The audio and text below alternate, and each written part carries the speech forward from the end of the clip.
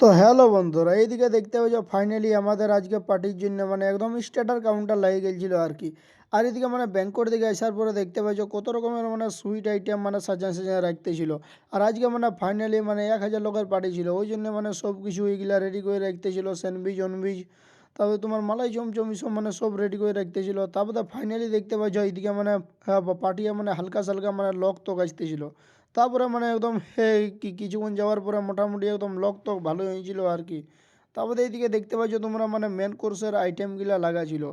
তারপরে এইদিকে দেখতে পাচ্ছ একদম মেন কোর্সের আইটেম লাগালাগির পরে ফাইনালি চলে আসছে দুলহা দুলহন, মানে একদম বর কইনা চলে আসছে পুরো। আর একদম দেখতে পাচ্ছ ডিএসএলআরে মানে একদম সবাই ফটো টটো খিচার জন্য সবাই রেডি মানে এক্সাইটেড আর কি।